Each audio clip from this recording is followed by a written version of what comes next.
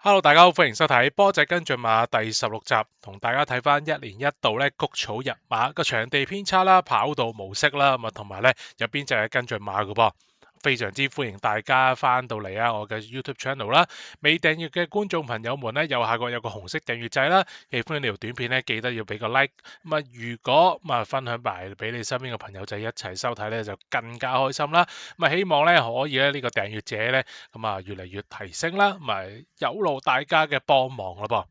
咁啊，除咗咧波仔 YouTube channel 之外咧，咁啊小弟有個波仔與你傾馬仔嘅 WhatsApp 群組啊，咁啊只要掃翻畫面嘅右方啊，咁啊就有個 QR code 啦，咁入到去咧，大家一齊傾下馬，靈感衝擊一下，咁啊賽前咧咁啊都會咧有一啲嘅少少嘅心水咧分享到啦。臨場咁啊，假如啊即係有時可能做緊直播或者體驗店嘅時間咧，都盡量睇下可唔可以抽到時間咧，可以同大家 update 一啲資訊啦。咁啊，仲有啲小遊戲可以玩下嘅。咁啊，除此之外咧，咁啊入到嚟群組咧都可以報名嘅噃。報名做乜東東嘅咧？咪嚟緊咧11月15號啊，又或者再之後啊，咁啊因為置頂嘅信息裏邊咧都會有一啲嘅體驗店嘅活動啦。咁啊等緊大家去參與嘅喎。咁啊一齊睇下馬，一齊食好嘢，咁啊開心下玩下。咁啊大家出嚟咧聚下開心咧，咁啊非常之高興嘅。好啦，咁啊等緊大家嘅支持咯噃。翻到嚟堅仔賽馬 App，昔日賽果及派賽呢一版11月2號谷草 C 跑道9場啦，都係轉彎路程啦，因為谷草嚟噶嘛。咁呢一日咧就係種完冬草啦。以往咧都係即近呢幾季啊，都係用咗呢個 C 跑道去舉行噶啦。咁啊有放有追嘅，咁啊但係咧睇翻呢一日啦，咁嗰個嘅偏差咧都幾明顯下㗎。首先喺嗰個跑道嗰方面先啦，C 跑道咁大家啲馬咧又唔係特別高班咧，咁所以都係慳咗腳程嗰啲馬比較好啲。啊上半場咧走一碟而上名嗰啲馬匹咧係比較多啲嘅上半場啊，咁啊而下半場嘅時間咧，咁啊去到二碟嘅馬咧就反而咧更加會着數喎。咁啊我覺得有少少咧，因為可能直路咧個內欄冇咁好嘅情況之下咧，就衍生咗呢樣嘢。因為入到直路走二碟嗰啲嘢，嗰啲馬咧可以直接就走住喺個直路中段裏邊去衝刺啊嘛。咁所以呢度咧係會有少少嘅叫做咧分別啦，但係整體都係慳咗腳程嗰啲馬比較好啲。你見到呢個表啦，走一碟上名嘅馬匹有13隻，走二碟上名嘅咧15匹，三碟上名嘅咧得2隻咁大把嘅啫。我自己 mark 就係一匹咧就係川羅洞區。咁究竟嗰組啊第8場咧係咪即係一個比較啲其他馬比較渣啲嘅情況，定係即係佢自己特別勇鋭咧？咁當然你都要調高少少，佢自己都要做得到先得嘅。咁啊，川流洞區係其中一匹啦。而尾場咧個段速咧係比較慢啲嘅時間啦，頭3段咧表邊嘅時間慢咗1秒多啦。咁所以我做到咧就因應隻寶蓮德德咧帶埋佢起動啊。咁寶蓮德德先起動嗰隻，佢又唔係 fit 咧，所以用力翻嚟就冇咗。反而我做到咧，咁啊季內都識得上名啊嘛，咁佢就乘住嗰個嘅叫做破風咧，咁啊上到嚟走甩咗先嘅。如果連冠王或者太太精神九九為尊早啲叫做可以做到呢一樣嘢咧，可能會前鬥得比較耐啲。而家連冠王就係遲咗一步翻嚟輸個短頭，咁所以另一匹即係走3碟或以外上到名嘅馬匹就係我做到，咁啊就係因應個步速嘅影響啦。咁啊頭先講到啦，直路咧走即係中內欄咧，我覺得係比較差些少嘅，尤其是咧去到第3、4場開始啦，天火同人咧蝕完個彎位之後喺中外檔裏邊咧都追得有聲有色嘅。咁啊跟住咧當阿精彩運愉快啊，咁佢哋咧就唔係挨實條欄，所以我覺得就一路一路咁樣叫做淺踏咗好幾場咧，去到尾段場次個內欄先至冇咁好咁解嘅啫。咁啊翻到嚟揀跟進馬嘅時間嘞噃，先係咧而家總場次142，即係咧當日嘅第2場啊4班千二米。賽前係揀咗9個馬飛嘅成就嘅，因為暑期減咗個4分啦，差不多都一場頭馬嗰個嘅即係最低限度嘅評分加幅啦。咁啊上季啊同緊呢一個嘅笑喜喜啊，又或者咧呢一個嘅哈羅威啊、暴風之子啊、天外迎天、天賜起呢堆馬跑嘅，咁所以過嚟谷草咧冇 form 都好啦，即係冇谷草積都好啦，咁梗係有10幾倍嘅搏佢噶啦。咁呢個時間咧睇翻咧嗰個賽事片段啦。嗱，當其時呢個就係2檔起步嘅，起步咧佢冇上季嗰啲嘅叫大慢集啦，不過咧有啲逼劫，咁啊睇翻個直鏡啊可能會更加好啲。3檔。小白鼻梁啦。嗱，起步咧佢冇乜慢嘅，但係嗰隻亨企咧稍為移出啲嘅時間咧，咁佢梗係要收慢啦。而家一路咧喺個中內檔嗰度就跟住嗰隻咧福星小子。咁啊，當日咧我做直播嘅時間咧，咁啊就即係喺咪後裏邊咧就嗌緊救命啊！就係俾人逼咗落去之後咧，就以為有啲起舞飛飛啊，或者係同有運啊，而家走晒喺外碟嗰啲馬咧會擺上前，結果頭馬包月型啊，上次都係守喺第8位嘅時間咧，佢就自己走上前，咁當然班德禮呢場夠機警啦，但係佢嘅機警就即係當然我立場啊，我主觀啊，咁啊我梗係飛嘅成就後咗一格，福星小子8號仔就帶唔到佢上去，咁啊呢個時間睇環境啦。前邊花月型走甩，大千絕塵擺喺前面嘅走翻係第3，而呢一隻嘅飛嘅成就咧，咁可以點都有啲田草嘅級數，咁啊原欄都追翻好多。雖則呢一日咧上半場嘅時間咧，即係叫做上半場啦，早段場次嘅時間咧，個內欄未算好差，但係整體嚟計咧，如果以翻當日啊，即係中碟嗰個即係直路咧走3、4碟咧，好似比較好啲嘅情況，甚至乎再外邊啲好啲嘅情況咧，我覺得呢隻嘅飛嘅成就咧，都應該係相對走咗少少不利嘅場地喺直路上邊。咁雖然呢鋪12倍都打到落5.9倍咧，下次田草又好，繼續跑谷草點都好咧，應該都唔會太懶。但係其實賽前我仲有一個 point 揀呢隻馬嘅時間咧，就係話何言今季咧都應該要追落後啲成績。上季未交代嗰啲馬咧，今季都幾着急㗎，進澳星啦，洛飛又搏失咗，咁但係啲長風小子啦，咁都係上季輕輕有個走勢咧，今季都唔同你嘆慢板啦，即刻同你去喐手，咁所以仲有啲飛來閃耀啦，咁啊都係即係上季都未贏嗰啲馬嘅，咁所以飛嘅成就呢一隻今季都踏入咗呢一個4歲啦，應該都係漸趨成熟嘅階段咧，咁我覺得佢即係無謂。即係肥水不流別人田噶嘛，咁啊無謂啊，即係益咗下一家啦。咁所以我相信咧喺個戰意方面咧，應該都會搭夠嘅。咁睇下到時會唔會有啲配合啦。咁呢一場馬飛嘅成就，咁啊喺個欄中位裏邊啦，做翻個筆記。咁佢應該咧係一個步速嘅受害者嚟噶啦。咁啊，如果你話直路個內欄咧，咁我覺得係少少偏差啦，未至於紅色，我俾個藍色佢咯。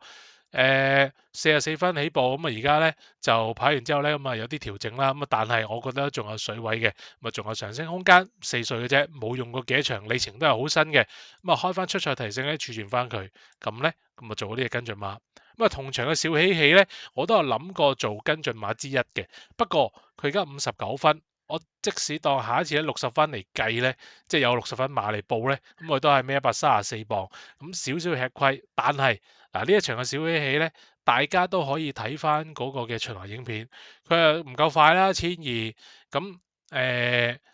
沿途都俾咗頂咗喺3、4碟度嘅，咁啊所以咧，我覺得呢一場馬咧，佢就係一個整體嘅際遇咧都比較差劣啲嘅，咁啊同埋咧起步嘅時間咧，即係。都俾馬逼到出邊咧，個形勢都幾差下。仲有，如果大家咧去睇翻贏跑咧當日嘅即係賽馬在線嘅直播咧，閒圈嘅時間咧，你可以撳翻嚟睇咧。咁佢個模式方面咧都係比較淡啲嘅。咁我喺沙圈裏邊嗰時都講啊，匹馬喺快跳啊，又或者臨場行出嚟嗰個火氣咧，都係未夠。咁所以一個唔係咁好嘅狀態裏邊跑個際遇差嘅敗績咧，我覺得可以抹咗佢。但係兩隻個磅位可能下一次喺田中千歲裏邊再對過噶嘛，飛嘅成就同小喜喜，咁啊揀一隻咧可能有啲受讓磅嘅飛嘅成就俾大家參考先。第二批嘅跟進馬咧，我就揀咗第10場啊，即係總場次150啊，31650米嘅賽事。賽前咧我就揀咗太太精神同埋九九為尊啊，分而家跑第3、4啦，都有啲陰功嘅時候，有啲形勢，咁即係搏佢哋轉場過嚟嘅馬匹啦。咁啊賽前咧我對超醒無敵有少少疑問。第一個疑問咧就係跑得好地地嘅情況之下咧，就笠個開篷眼罩落去。嗱喺練馬師嘅角度咧，即係上次跑過第2，再轉配備，咁但係其實可能係好有好冇壞都未定嘅。咁但係喺博彩嘅角度裏邊嚟計咧，咁啊亦都可能係有壞冇好啊。咁唔知大家聽唔聽得明？就係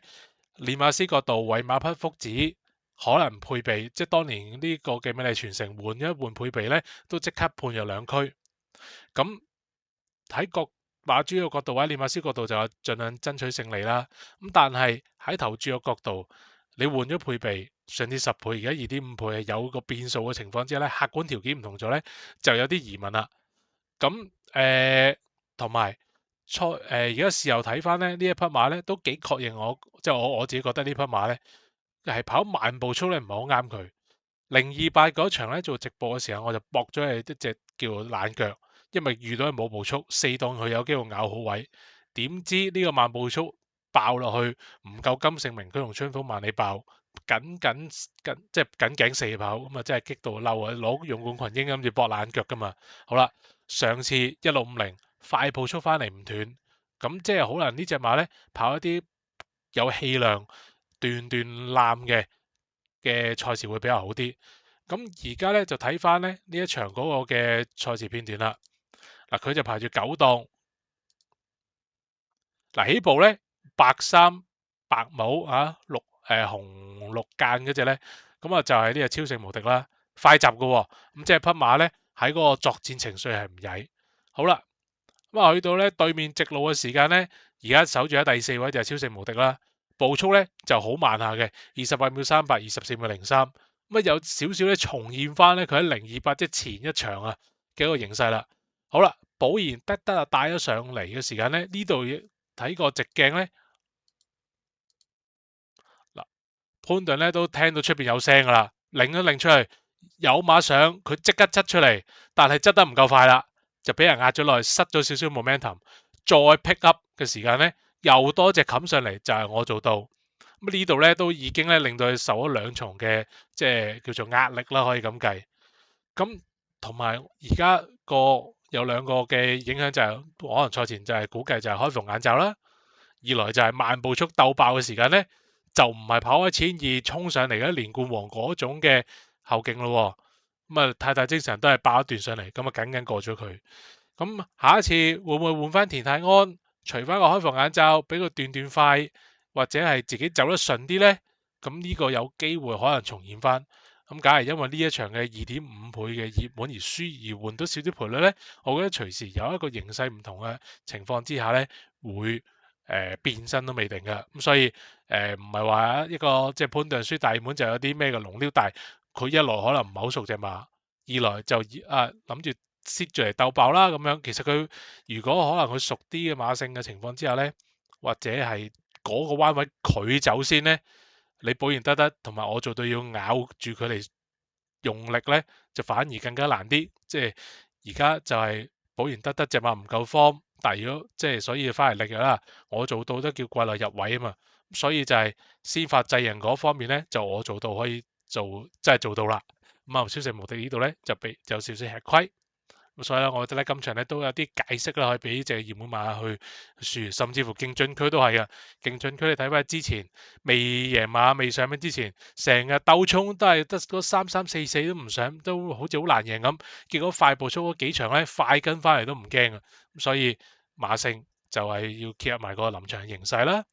咁啊好啦，咁啊超勝無敵咧呢一場馬裏邊咧，佢啊真係活生生一隻咧慢步速嘅受害者嚟嘅。咁啊我諗即係筆記咁，我可以寫低咁啊。如果你自己有筆記都可以嘅，就係均速馬鬥爆末段吃虧。咁啊呢個其中一點啦。咁啊彎位嗰度咧俾人食咗個起動咧，佢都係輸蝕啲嘅。咁所以嗱配備上面咧，呢度都係一個換配備未可適應咁樣。咁啊，大家咧都可以咧加翻自己一啲嘅筆記都可以嘅。咁啊，記得咧開翻出賽提醒啦，早晒之餘咧，咁啊撳翻個頭頂嗰個嘅儲存掣，咁啊做一啲嘅跟進馬筆記。嚟到節目尾聲嘅時間啦，多謝大家嘅收睇啦。咁啊，除咗 YouTube channel 之外咧，小弟亦都喺 Facebook 裏邊咧有個 fans page，即係 QA 星波仔見到呢個畫面咧，咁啊當然要訂閱啦，同埋搶先看。咁啊當中咧都會有一啲嘅信息啊，會喺呢個 Facebook page 裏邊咧分享俾大家啦。咁啊，最緊要咧都要係讚好啦、like 啦、share 啦、subscribe，等緊你哋嘅支持。好啦，咁啊，今集節目時間差唔多，我哋下次波仔跟住馬再同大家傾過啦，拜拜。